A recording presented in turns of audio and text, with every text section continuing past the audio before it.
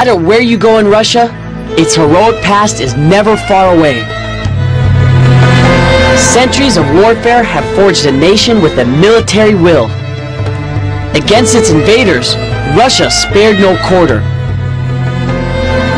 I'm Roland Osborne, and I'm here to meet some of Russia's modern warriors and discover their fighting traditions.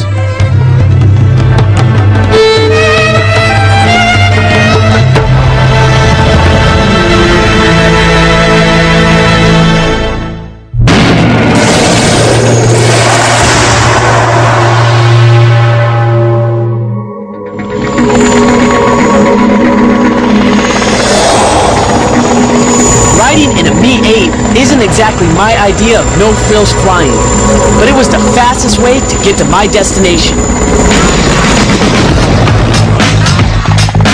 I was heading to a classified army base in Moscow to learn about Russia's fighting arts, Go Warrior style. Everybody knows Russia for its incredible military force and some of the toughest soldiers around, but I'm here to meet some of the world's deadliest martial artists.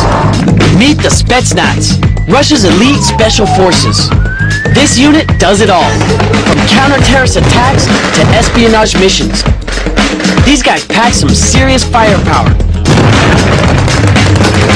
But their training isn't just about handling big weapons, it's also about fighting in unarmed combat. Few people know that Russia is actually home to several martial arts.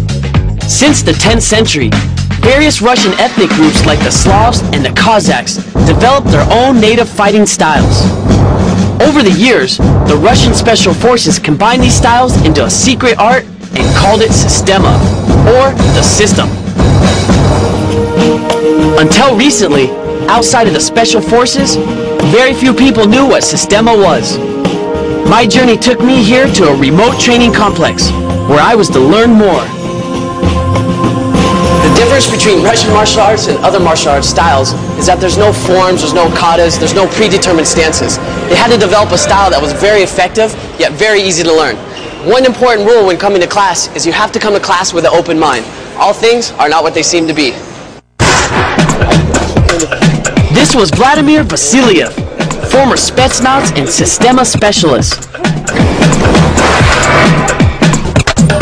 Sistema is one of the few martial arts that trains you to fight off multiple attackers. With attacks coming from all over, Vladimir became a human fighting machine.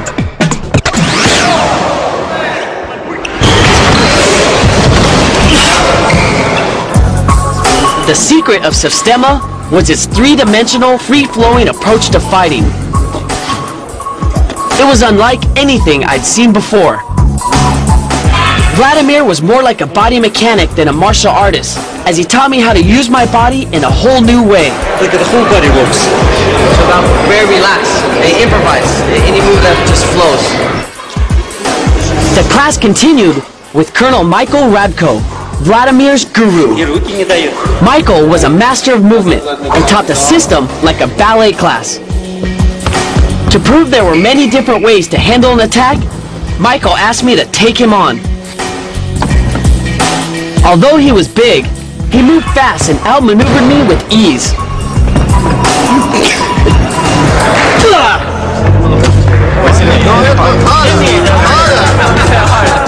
Round 2 was the punching session. I was hitting Sergey as hard as I could, but he wasn't budging.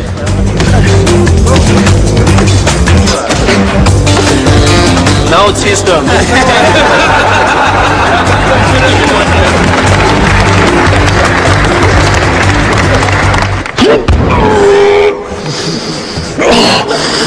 When Michael took his turn, it was a completely different story. And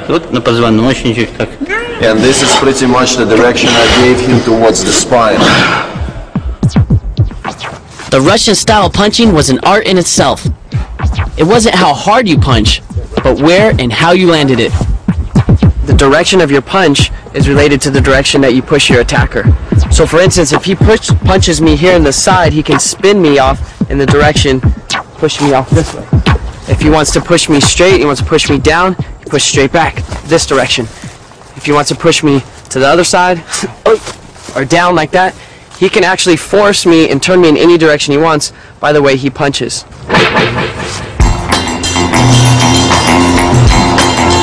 With my initiation over, Michael and Vladimir took me out to give me a taste of downtown Moscow.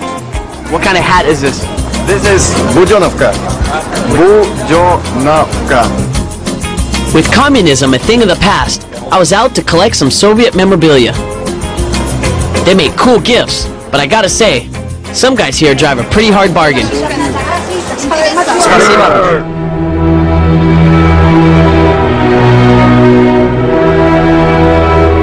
Across Russia's landscape lie icons of its warrior heritage, but few realize the important role religion played in this tradition. The samurais have Shinto, the Shaolin monks have the temples, and the Russians have the Orthodox Church. Some Russians believe that their faith in God makes them holy warriors. The famous symbol of St. George slaying the dragon represents the triumph of good over evil. Saints like him were warriors who eventually became one with God. Later that evening, Michael invited me to his place of worship at his home.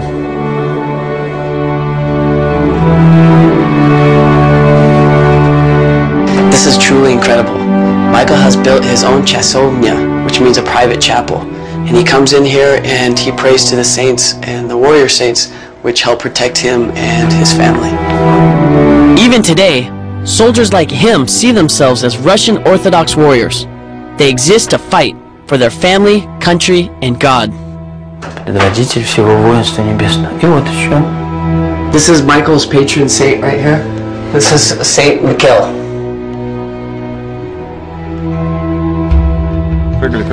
Michael had served in the Army's Special Operations Unit and had seen a lot of combat in his time. Sistema had given him a philosophy and appreciation for life that went beyond fighting. For my protection, Michael gave me a blessing and told me there were deeper aspects I would have to master in the days to come. I have a special present for you that I'd like to present to you. Hank Williams, Dolly Parton, Johnny Cash. Good stuff? Yes. Спасибо. Thank you.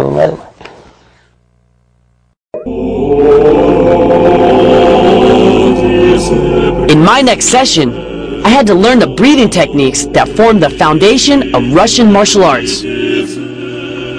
Sistema emphasizes proper breathing to prepare both mind and body for combat.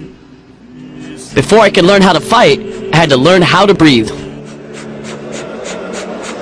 What Alexander was explaining to me is that life begins and ends with breathing. You unconsciously think about breathing every day, but by learning how to breathe, when you're fighting, you have to be relaxed, you have to breathe just normally. What happens is a situation happens, you get scared, you get tense, you stop breathing. So by doing these breathing exercises, you don't have to worry about breathing, you don't get tired, you don't get tense, you just real relax. And it's a very important part of the Russian martial arts training. Back at his private gym, Michael showed me why breathing was critical for conditioning the body.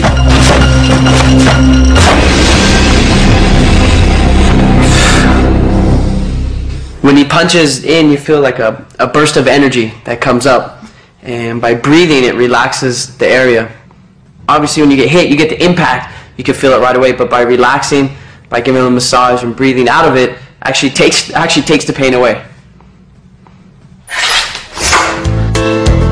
The Russians love their swords and knives. When guns can't be used in fighting, these get the job done. Michael was fascinated with swords and how they were used in battle. He couldn't wait to show me the collection he had from his military days. We just found his bag of tricks right here. I can only hold so many knives at once. Someone needs to clip their nails.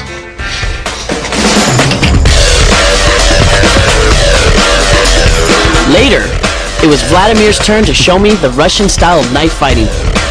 Sistema trains you to move so fluidly, you can defend yourself in hundreds of ways. When I have a knife, right, when I start to touch you, like what I do, I push you. No, you react. When I touch you, you react like when the direction comes. So this way you study it. If the contact comes, at least you have a chance to move, not freeze. The secret is in timing your move against the knife at the point of contact. You hold it, you inhale, By simply moving and breathing, Vlad demonstrated how everything in Sistema came together. That's all you gotta do. The art of knife defense with no hands.